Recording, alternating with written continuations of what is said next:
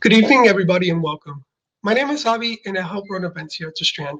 Before we launch into discussion of Courtney E. Martin's new book, Learning in Public, I'd like to share a little bit of history about the Strand. The Strand was founded in 1927 by Benjamin Bass on 4th Avenue's Book Row. Switching from Union Square to Astor Place, Book Row gradually dwindled from 48 bookstores until after 94 years, the Strand is the sole survivor, now run by third-generation owner Nancy Bass Wyden. We want to thank all of you for your support. Without our loyal community of book lovers and authors, we wouldn't be here today. Tonight's event is co-presented with the New York City's Alliance for School Integration and Desegregation, also known as ASID. The mission of ASID is to achieve citywide racial and socioeconomic integration, desegregation, and educational equity as a means to uproot white supremacy, systemic racism, and anti-Blackness, preserve and spread the rich cultures of marginalized communities by uplifting excellence and success within communities of colors for all students to learn from, and uphold the principles of democracy, equity, and human dignity that segregation curtails. Learn more about ASID at nycasid.com. Tonight, we're thrilled to have with us Courtney E. Martin for the launch of her new book, Learning in Public, Lessons from a Racially Divided America from My Daughter's School. Courtney E. Martin is a writer living with her family in a co-housing community in Oakland. She has a popular Substack newsletter called Examine Family and speaks widely at conferences and colleges throughout the country. She is also the co-founder of the Solutions Journalism Network, Fresh Speakers Bureau, and at the Bay Area chapter of Integrated Schools. Her happy place is asking people questions. Learning in Public is her 4th book. Joining Courtney in conversation tonight is Dr. Dena Simmons. Dr. Simmons is an activist, educator, and student of life from the Bronx, New York. She is the founder of LiberatED, a liberatory approach to social emotional learning, racial justice, and healing. She writes and speaks nationally about social justice and culturally responsive and sustaining pedagogy, as well as creating emotionally intelligent and safe classrooms within the context of equity and liberation. She is the author of the forthcoming book, White Rules for Black People. So without further ado, please welcome Courtney E. Martin and Dr. Dena Simmons to the stage. And so I'm super excited that you chose me to have this conversation with you, but perhaps people should know like how we know each other. So yes. Courtney, you all are here because you know her book, you've read her writing, you love her just as much as I do. But maybe it might be helpful for folks to know why I got the one that got chosen. I mean, 1,000 reasons, but I will tell, I would love to tell our meet cute story, which is that my book, Do It Anyway, The New Generation of Activists, which I wrote about something like 10 years ago, I knew I wanted to profile a teacher because I've always believed that teachers are some of the most powerful activists that we have in this nation and often are underlooked in that regard. I think teachers are romanticized, but not always seen for like the truly powerful force that they are in shaping our nation. And so I wanted to profile one. I said to a friend, hey, who's the most powerful teacher you've ever seen in a classroom? A young teacher, because it was about young people. And without, blinking or breathing, as I say, he was just like, Dena Simmons. And so I wrote you an email. You probably reluctantly responded. And that was kind of the beginning of what has been a decade of just the most edifying, real, beautiful friendship where we wrestle with ideas together. We've sat up late nights in each other's homes a million times. I adore your mother. You've been to my family's house. I mean, we really, we feel deeply about each other. So for those listening who don't know us personally, like that's the energy you're getting is really, I think we are intellectual sisters. Like we're really trying to write and speak and move, bend the arc of justice, as it were, forward. And we just really care about each other. I mean, we just really deeply do. Thank you so much. I care about you too. And I think what's beautiful about this, when I envisioned this, I envisioned that I'd be done with my book and we'd be talking about each other's book at the time because we were exchanging pages through the process. And so for some of the writers here, they may not feel comfortable exchanging pages. And so you're writing this book about whiteness, about race, about education. So I'm curious, here I am, this Black, radical, liberated woman, and you're sharing pages with me. What was that experience like for you, sharing your pages, or just both of us just sharing pages with each other?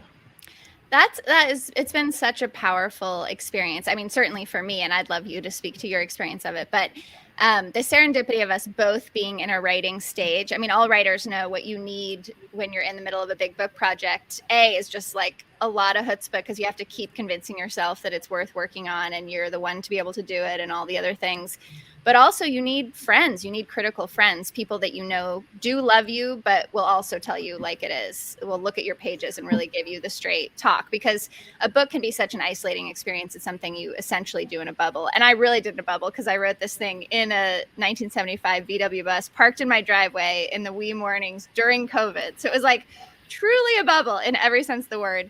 And I would get in that bus and I would call you and we would go through each other's pages. And for me, that was just a profound experience of, it was very meta because this book is about leaning into the discomfort of multiracial community and being authentic in multiracial friendships. And that's what we were doing together. We were saying, I was telling you like, your language here is striking me this way, but I don't know how much of that has to do with sort of like my white fragility and that this is setting things off for me. And maybe you don't care and that's okay, but I'm going to tell you. And you were telling me like, A, like this feels racist, or B, like I have 3 more personal questions, like you're abstracting this, but like what is it about your personal story that's showing up here? Which I feel like was the nature of a lot of your feedback, was like, get more personal, like tell us the truth about your soul, Yes. So you're to blame for all my naked soul in this book. Yeah, no, because when you first shared your pages, it's so easy to intellectualize. And I think white people do that a lot. White people intellectualize race, and that they could read the book and say, I did this, I'm a theorist and I'm so smart, but then they don't live it. And so I was like, I wanted to see your vulnerability as a reader, as a Black reader. I wanted to see you mess up. I wanted to see you just be honest about your shortcomings. And I think too often when we're talking about race and white folks are saying some stuff, it's a certain level of, I know everything.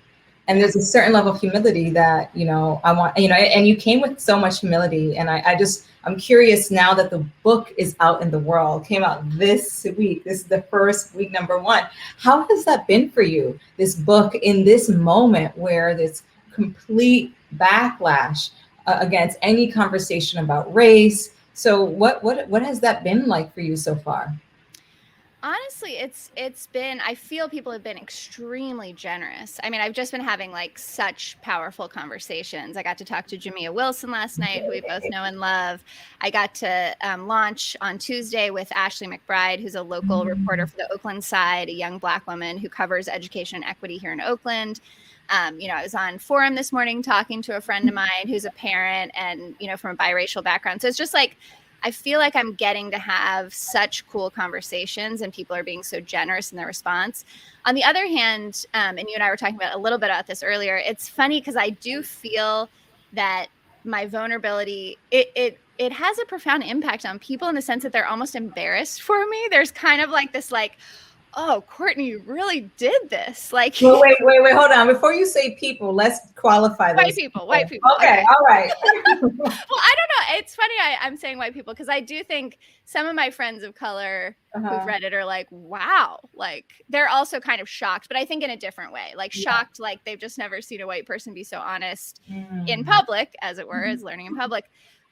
About the conversations that white and privileged folks have behind closed doors at birthday parties, on playgrounds, and also just the thoughts that ran through my own mind. I think one of the things about this moment, in terms of kind of racial reckoning and white folks' role, is I feel we're still largely stuck in a paradigm of trying to like out-woke each other, that like there's still sort of this notion that like, how can I construct an identity publicly that shows that I am, especially for progressive white people, that I am like ahead of the curve, and in fact very annoyed by and embarrassed by white people who are not where I am in this journey.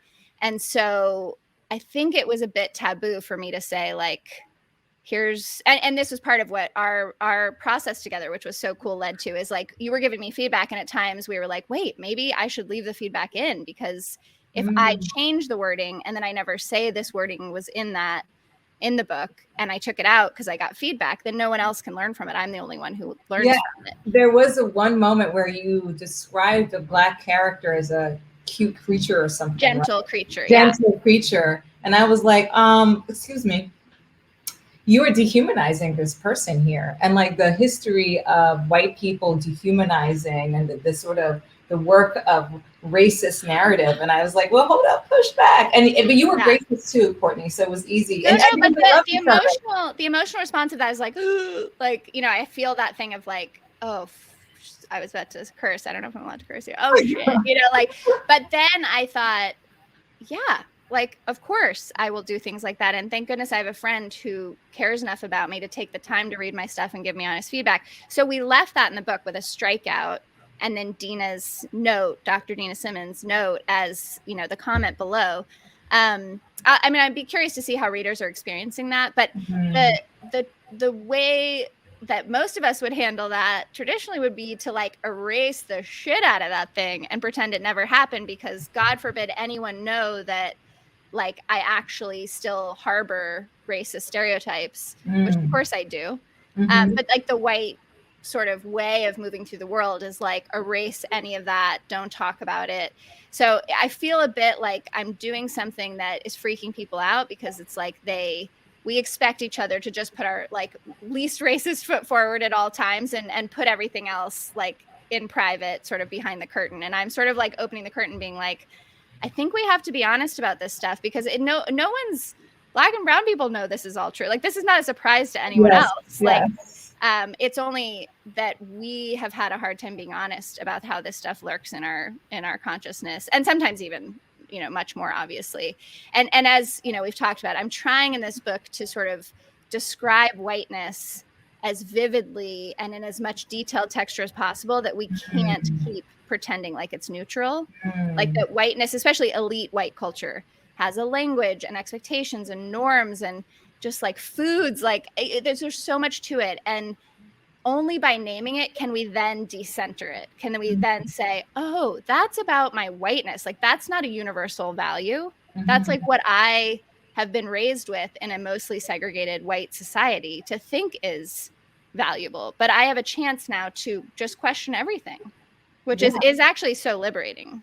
Wow, that I'm all about liberation. And I think you know, I have so many questions based on what you said, but like this idea of erasing history, this culture of whiteness, erasing history so that whiteness and white people can preserve this idea of being good. I'm a good white person, especially progressive white people. So, you know, in my book, White Rules for Black People, I question progressive white people. And my question would be, are progressive white people actually doing the work? Right? You talked about progressive, like performative, and you know, I'm more woke than you. So I'm curious about like, you know, what, you know, I'm curious about what you would say about like progressive white people. Like, is there hope? Is there hope for folks? Is there hope for folks? I'm an Afro pessimist, you know, so I'm a little less hopeful. I love that. Well, I want to hear what you think. I will answer, and then you tell me what you think. In some ways, I'm not very hopeful, because the journey of this book has included so many conversations with white Asian American parents, progressive, wealthy, upper class parents who like really do appear to have a deep commitment to being anti-racist and to like putting their money, their time, their energy, their thought towards it. But yet really see this question of where they send their kid to school as a third rail that they're unwilling to consider.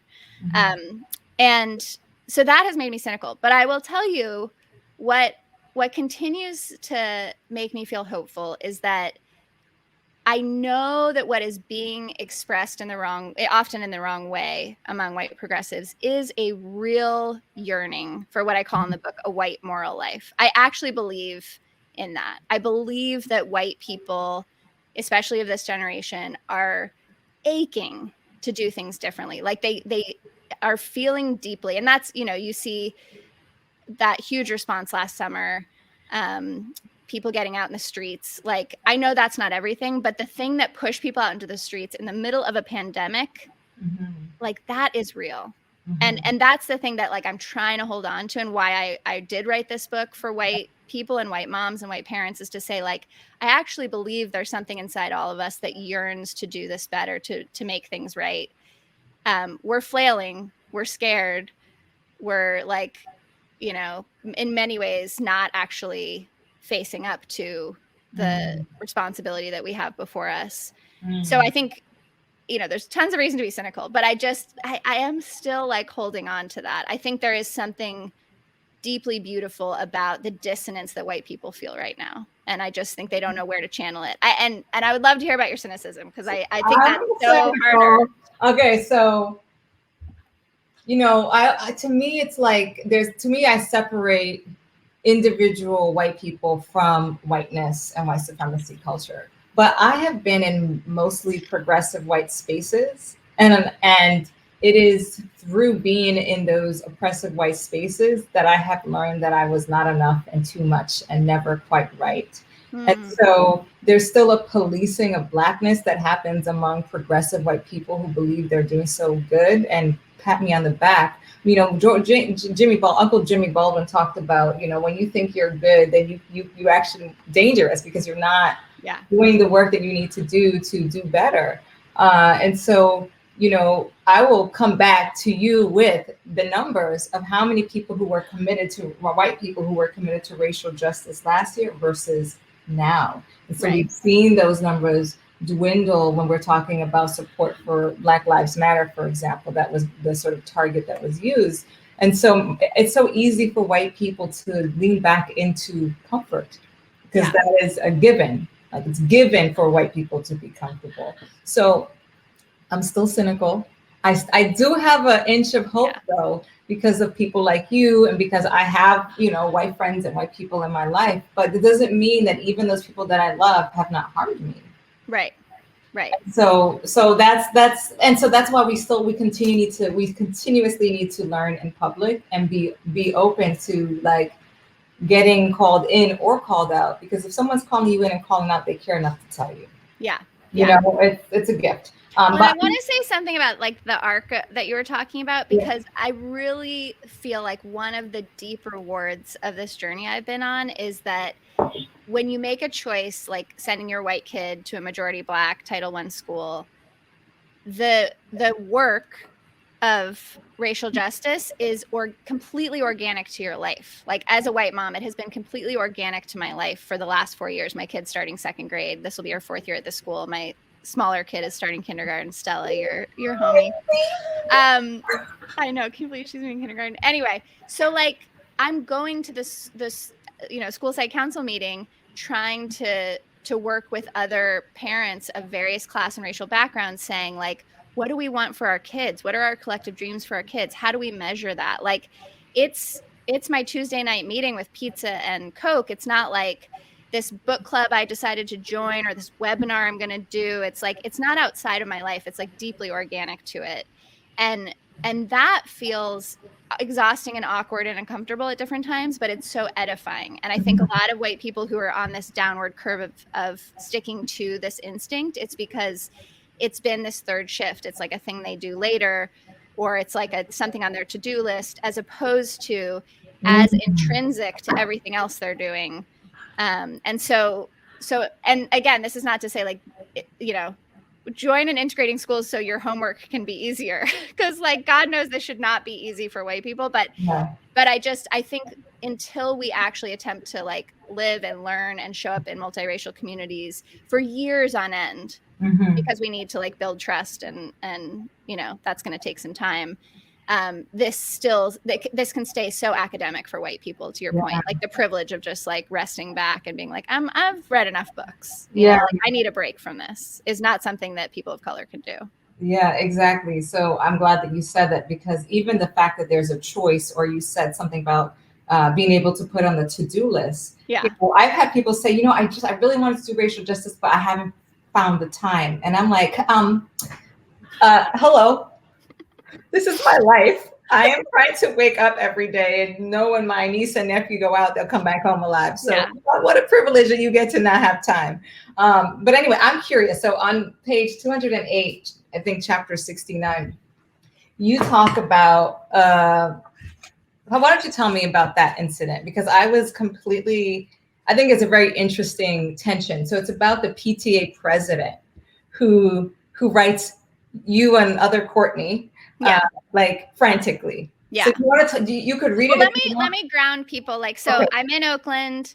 I'm in a gentrifying neighborhood, historically Black, before that Italian. The school my kid goes to is 2 blocks away. It is, when I chose it, it was a 1 out of 10 on greatschools.org. Now it's a 2 out of 10 on greatschools.org. Majority Black and brown, a quarter kids who speak English as a second language. So like a lot of newcomers. We have a lot of kids from Central America and Middle East and stuff like that.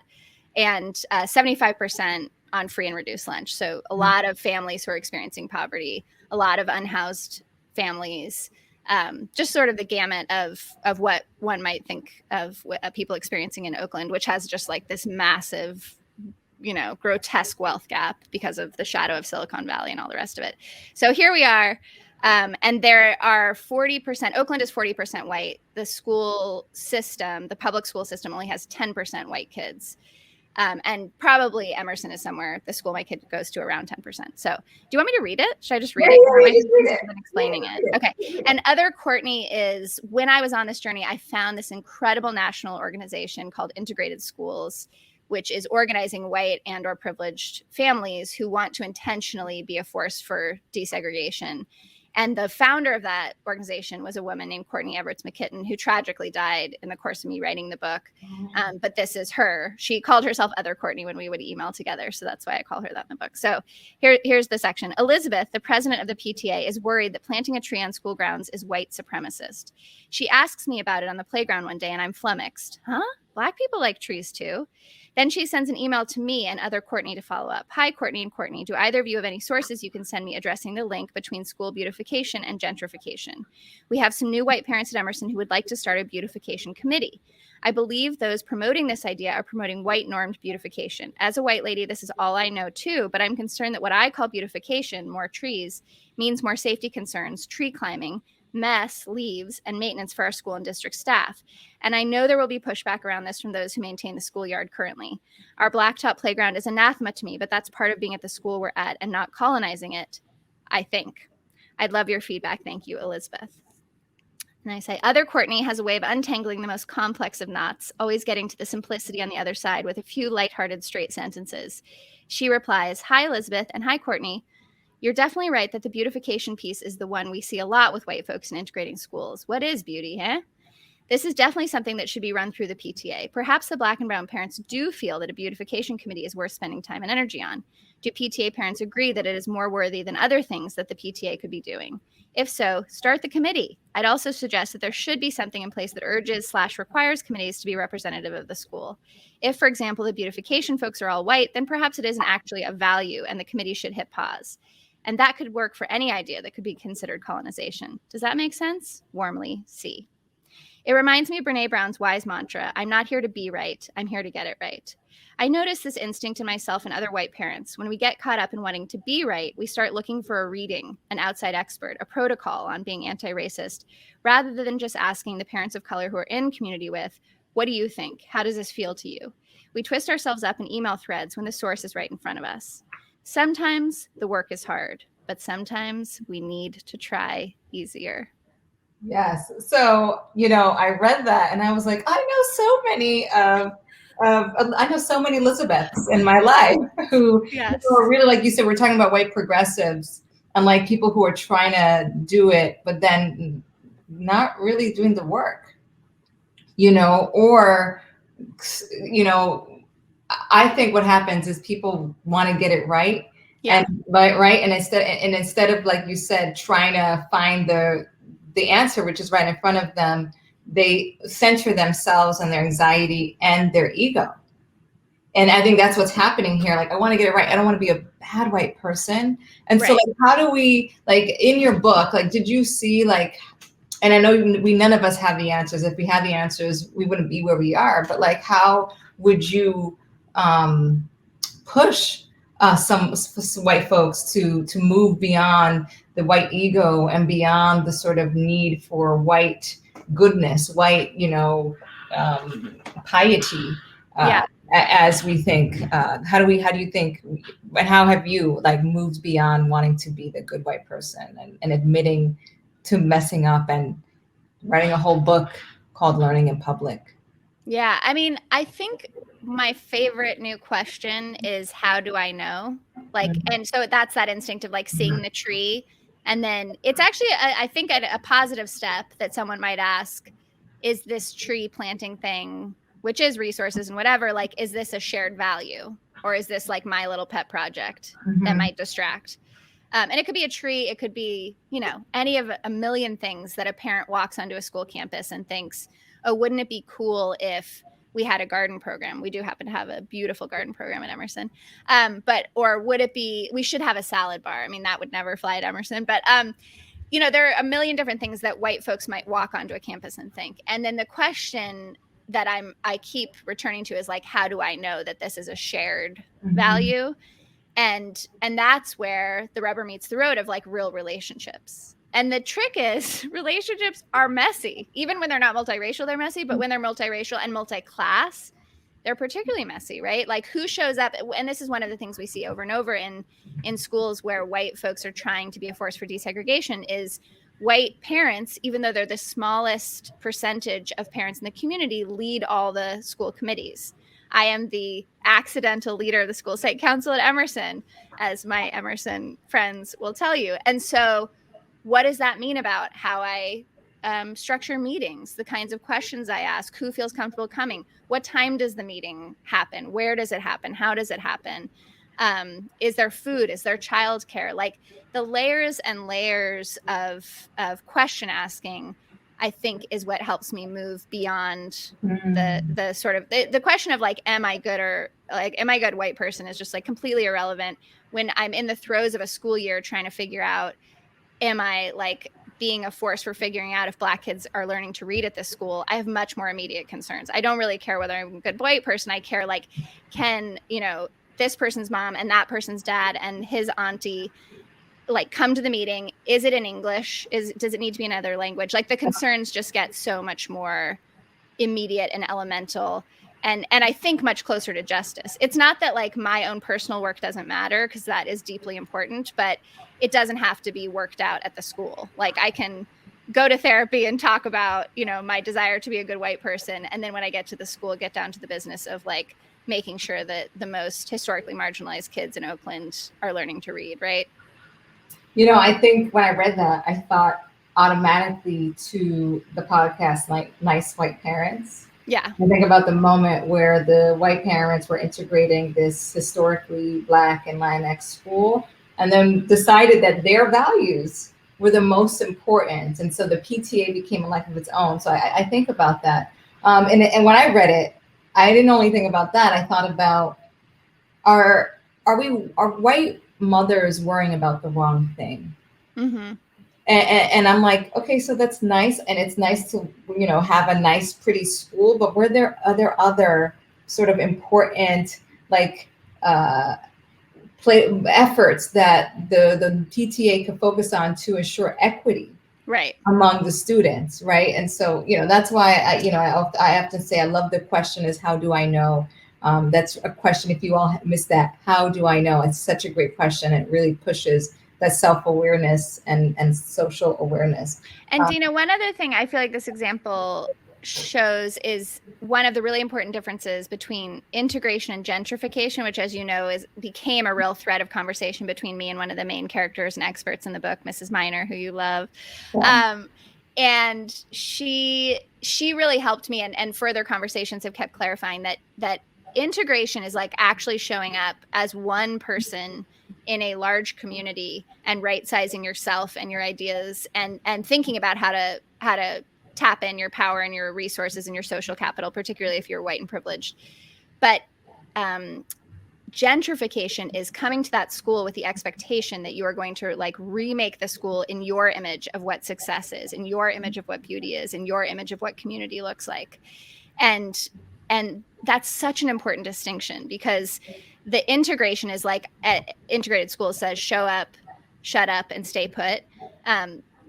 I think the shut up, I have some caveats having lived into it, that like you also need to be authentic in the space and not do the white progressive thing of just kind of being like, I won't say a word because I'm white and I'm going to disappear. And like all the Black and brown folks in the room are like, well, what do you think? Like that you're being weird. Like just tell us your opinion. Like, yeah.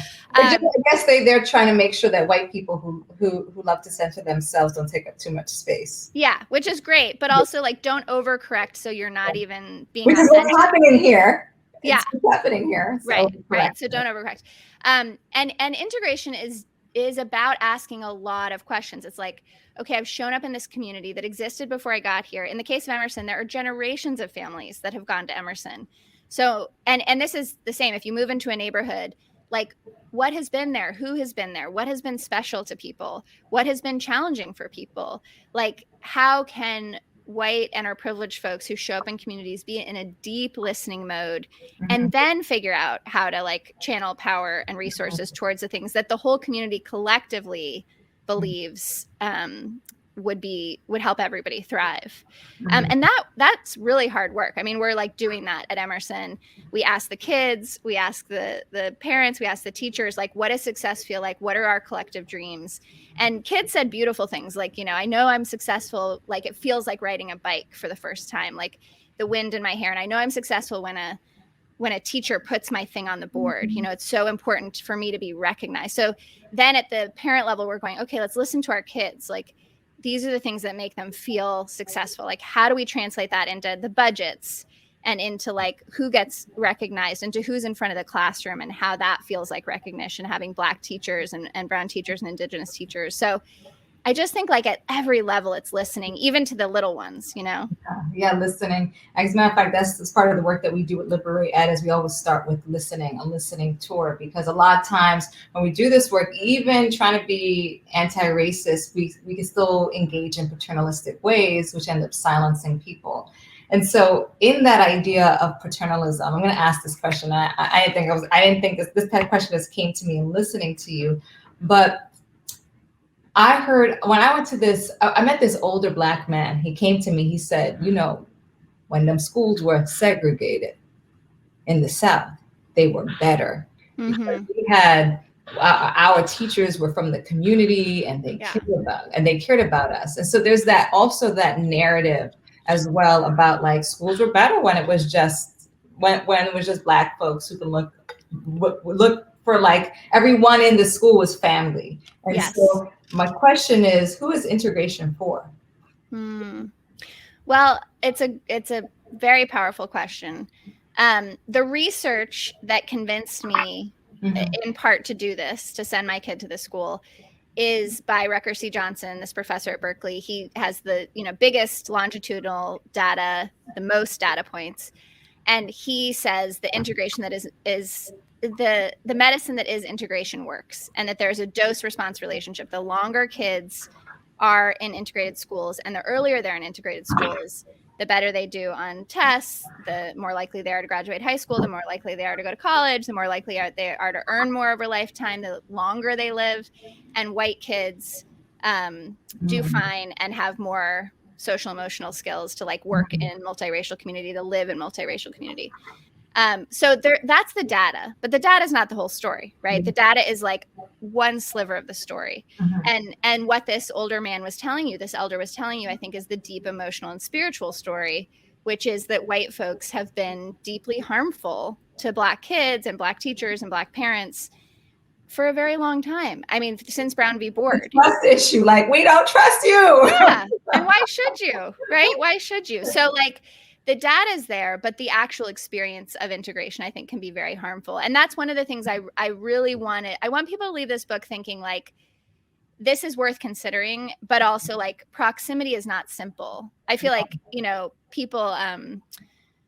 people have kind of romanticized proximity at this moment. There's a lot of, I don't know, just sort of a sense of like white people who want to be involved in anti-racism need to be proximate and need to be in community and in relationship. And like, yes. And the paradox is that is not simple for people of color. Like you showing up is a very complicated prospect.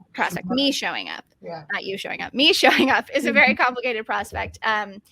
And so white people have to take that seriously. And I hope people don't leave the book thinking I'm trying to argue that integration is like a magic bullet. I don't think it is. I think it has a lot of potential, you know, and I think it has a lot of limitations. Yeah, thank you so much. It's funny because I'm like writing notes and I'm like, you know, one of the things I wrote that you just said was, do Black and Latinx people want you here? And when I say you, like part of this movement, you white people. So that's what came up. But you know, the study that you mentioned, did it talk about class? Like, so if you had another intervention and you gave Black and Latinx and Indigenous people schools the resources they need, would the data be different? We don't know because we've never done it, right? And this gets into the as a researcher, I'm like, we should do that. And I think part of it is that proximity to whiteness is that proximity to what white people have.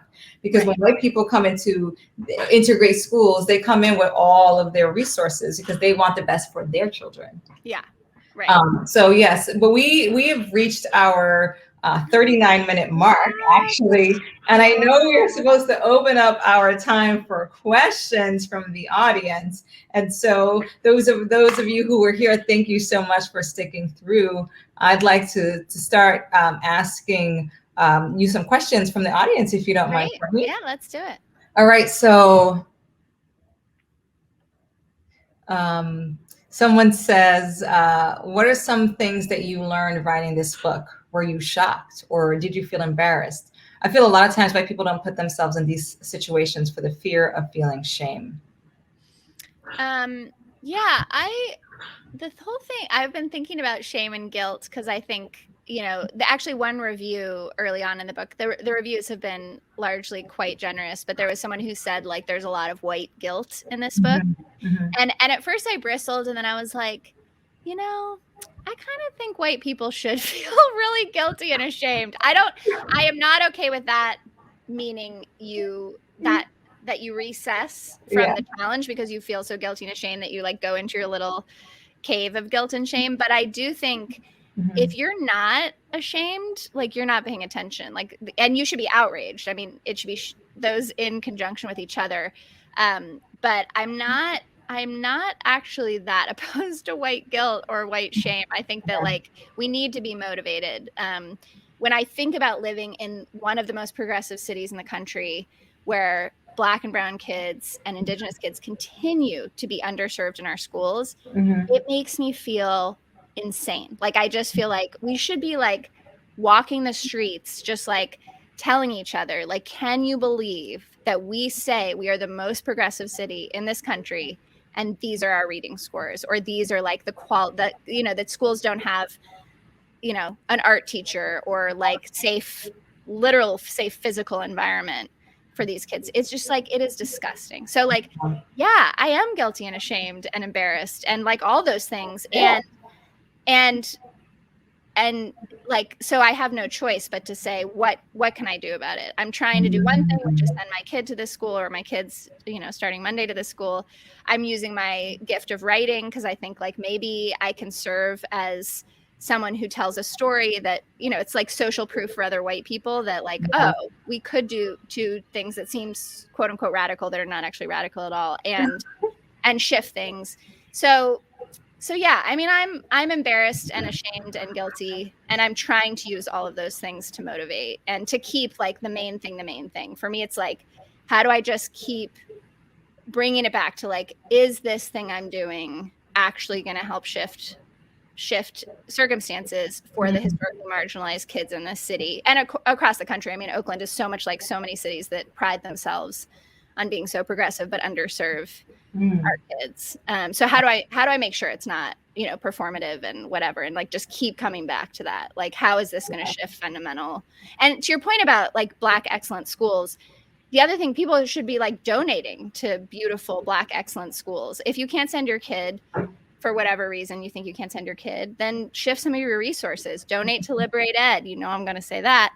Donate to the Learning Forest, which is the preschool where Mrs. Miner now teaches, who's like a character in the book. Like, and in every city, there are beautiful, I Afrocentric schools, or, you know, indigenous schools or Latinx schools where like they could use some money and some resources. So do that too. Please like put your skin in the game and think about your own kids, but do all of that too. Yeah. So yes, I definitely put a link in there because you said donate to LiberatED, and I wanted to help people make it happen. But love it. Let's do this. But you know, I hear the shame and the guilt, and I think what it does, at least, it helps acknowledge that there was wrongdoing and there's harm. So it's like you said, moving from that place of shame and guilt to action. So the person who answered the question, that asked the question, I hope you feel that it gives you some guidance. There's someone else, you know, Courtney, not everybody lived in Oakland or New York Cities or San Francisco's or LA's. Right. They're a little bit more, you know, there are people in the middle of this country who have white majority small towns, like Leslie, who's asking the question. Whose kids go to public school where very few people of color, and they are the small minority. So she's wondering, what do you think an anti-racist in such a town should be doing when there is no opportunity to be in a majority BIPOC, Black, Indigenous, people of color community? Do I need to move my family to a more urban environment, or should I stay and do anti-racist work as I'm trying to do with who and what is here in front of me? Well, we actually got a similar question on Monday, and I loved Ashley McBride, who I mentioned is this awesome young Black woman reporter. I was like, you know, do the work with your people, whatever. And she's like, move. Like, why are you living in such a white place? It was like a very frank and interesting answer. But I will say, I think that doing the work with other white people is like the work of our moment. You know, it's like Integrated Schools, this organization I mentioned, the Barn Raisers Project, Surge, like Resource Generation. They're all these amazing organizations that are trying to help organize white and or economically privileged people to say, okay, we got to do some work, and we have to see ourselves as a collective. This is not just about your individual social media post or your individual library. Like, curating your kids' library to have stories with kids of color in it, like that is so tired. Like, of course you need to do that, but that is not the work. The work is sitting around with other white people and acknowledging that you have a racial identity and you have all of this unearned privilege and power, and then saying, okay, what structural things, what cultural things can we do together? How can we look each other in the eye and say, like, what can we do in our community? The other thing that I've been thinking a lot about with a critical race conversation, I'd be curious what you would say about all of this, Dena, too, is like, of course, I mean, all of it's like bullshit, but of course we need to be teaching accurate history, which some people are calling critical race theory, but is like just accurate American history. But the other thing is, I think for people like your kids and predominantly white communities, we need to teach white kids an accurate history, and we need to say white people throughout history have broken from the status quo of their moment. So you had Quakers during slavery who refused to wear cotton because they realized they were like holding up the system of slavery, even if they didn't own slaves. You have, you know, just Anne Braden, you have all these people throughout history who have looked at the moment, looked at their power and resources, looked at their privilege and said, like, what can I do structurally, systemically to push back? And so I do think white kids need those models, because I think a lot of white kids just shut down when they feel like, oh God, they feel all that shame and guilt. And then they just shy away from the conversation instead of saying, like, yeah, and there are all these different identities you could try on of doing something differently. But Dena, what would you say to Leslie? I didn't think the question was for me, Courtney. I want to learn. So for me, I would say, you know, yes, you do have a choice about where you live. And you know, I tell people all the time, you know, people always say, if you're not at the table, pull up a seat. I'm like, no, I don't want to be at that table. I want to make my own, and I want to create my own vision, my own world, where we sit on the ground because we're closer to the earth and we're closer to our roots and we're closer to our ancestors. And so for me, I would also say move, but you don't have to move either. If that's home for you, then I can't sit at the table, going back to tables, I can't sit at your family table with your racist uncle and change him. Like, that's your work. I'm not trying, that's the suicide mission for me. But for you, at least there's familial love there, where you know, you can push back, you can do that work, because your uncle may see me and dehumanize me. And so I need white people to get their cousins to get, and when I say cousins, other white folks who ain't getting right, but really start at home.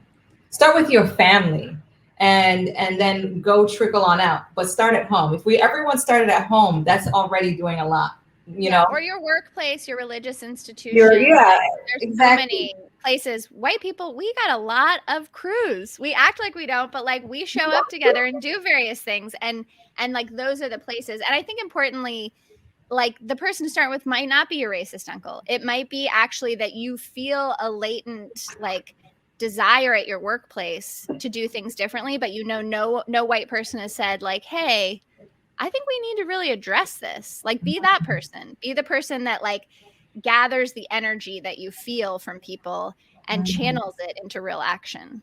And check in on your Black, Indigenous colleagues of color, because we are smiling through so much pain. And if another white colleague is telling your Black, Indigenous person of color friend that they should lead the anti-racism committee, you should snip that in the butt. Stop asking the wounded to do the work. So, yeah, so thank you so much. And so I have another question, Courtney. I'm going to move on over and let's see what question we're going to ask. So, Courtney, Nicole asked, and I don't know if it's Nicole or Nicole, so I'm sorry if I mispronounced your name. If I were here with you, I would ask you so I say your name correctly. That's important.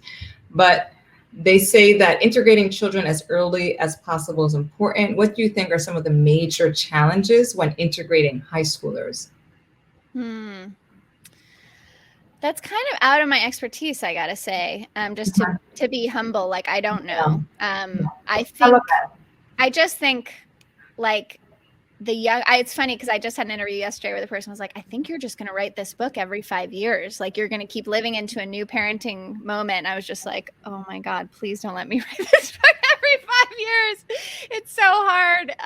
But of course I was honored and flattered, but like, I haven't lived into that moment. So I don't have the like parental perspective on that. I do know that so many of our so much of our wiring happens so young. And, we see this documented in so many ways that it's like the little ones are the ones who are learning all of these deeply visceral, like somatic things about being with other people. And I see it in my girls. I mean, the way they interact with kids when they hit a playground and there's not a white kid in sight, it doesn't register with them because that's like what they're experiencing every day in school. So their bodies understand all kinds of bodies. Whereas white kids who have been in totally white spaces, like their bodies learn that, right? And this is some of Resma Menneken's work. And a lot of people are talking about like the somatic experience of segregation is that our bodies forget how to be with each other.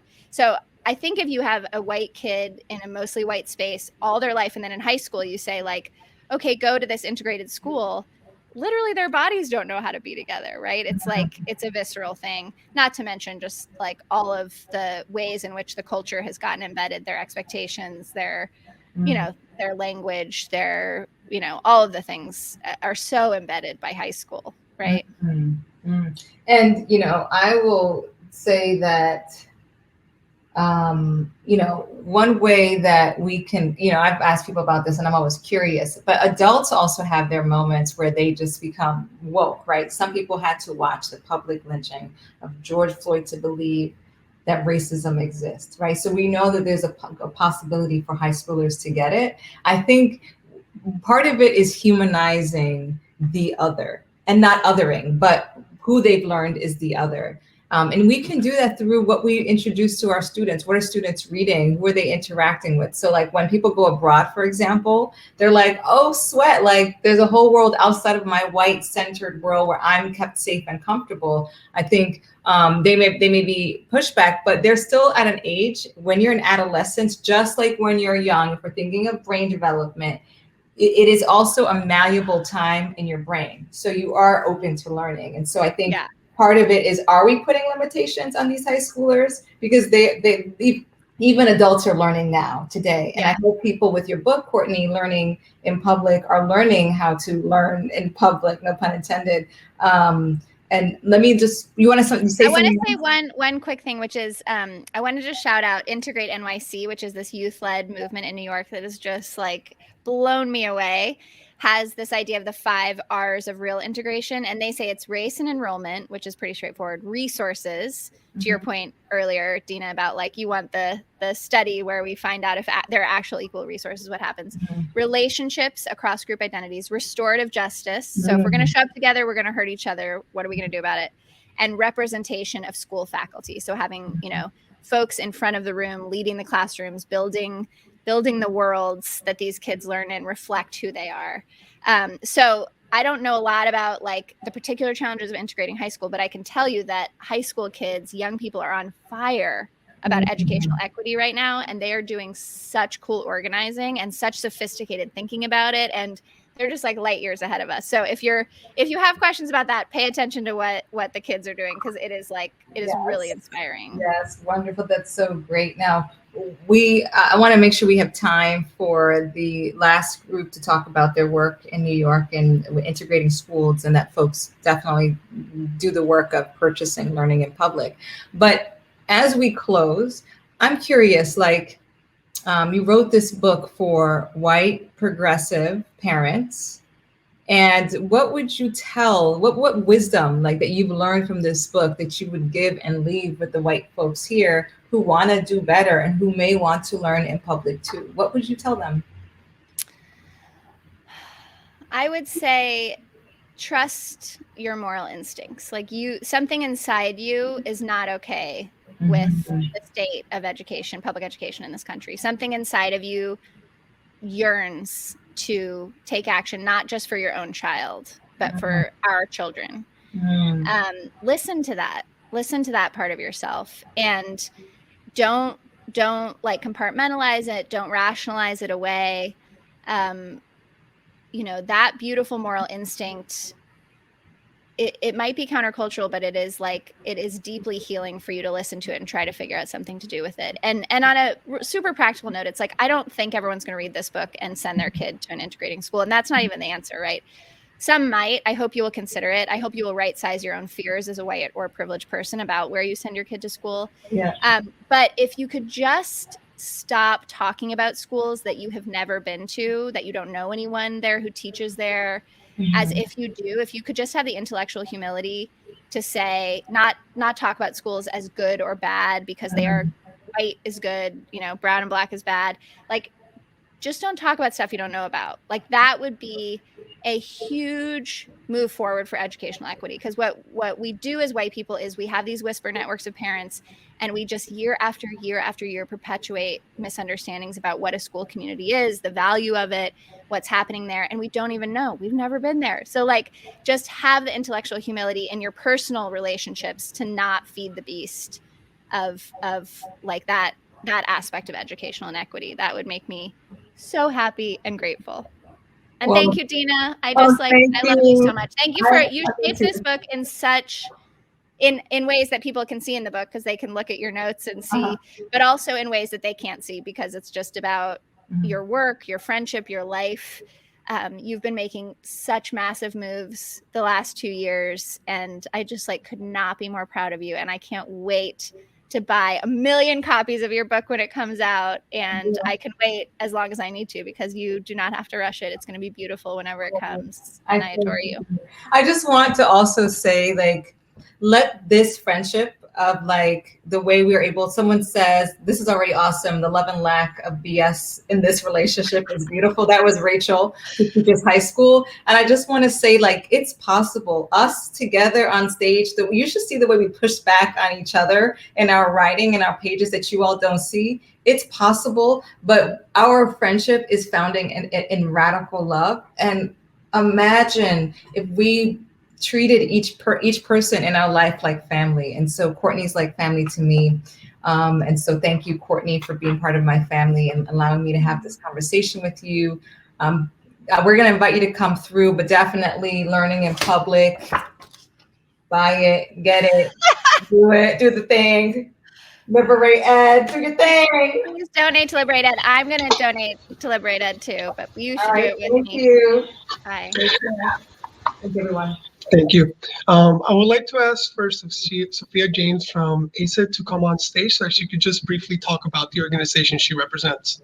Hi, I just couldn't get myself on the screen. No Really worries. wonderful conversation, everyone. It was awesome.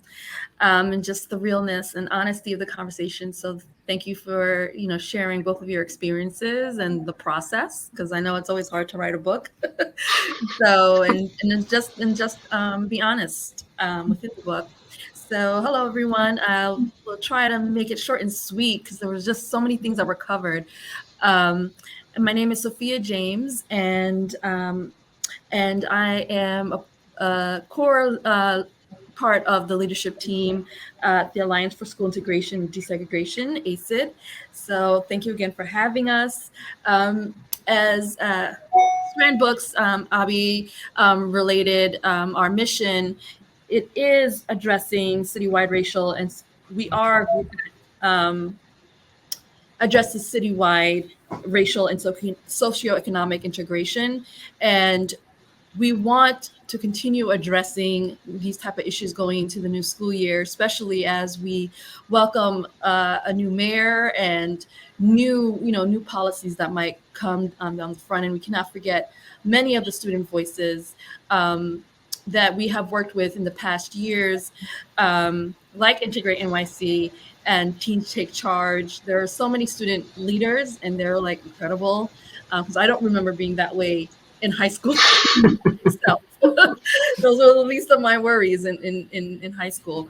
But I just want to just highlight and bring out two key parts from the conversation that I took, and that ASID continues to promote and support as well. Is the sharing of experiences and speaking truth to power, leaning into that discomfort of living in a multicultural community, because that is what New York City public schools are. We represent over 1.8, the school system represents 1.8 million students. And so can you imagine, there are a lot of Black and Brown students of different languages, of different cultures that are represented. And I like the fact that what you said, Courtney, in regards to needing those critical friends, for those that love you and will tell you the truth. And that's what we choose to gather. A lot of the parents we work with as well, we welcome parents of students who are in middle school, elementary school, high school, who want to help address the issues in their school environments and the best ways to approach those matters. And also, burgeoning issue, especially in New York City, is understanding the realities and distinction between gentrification and integration. So how are parents taking up the space, and how are we showing up, especially when it comes to addressing, the ideals of white supremacy. So what does that look like when we come into the space? And something that one thing that called to mind for me was the podcast from the New York Times, Nice White Parents. If you, in addition to your book, Courtney,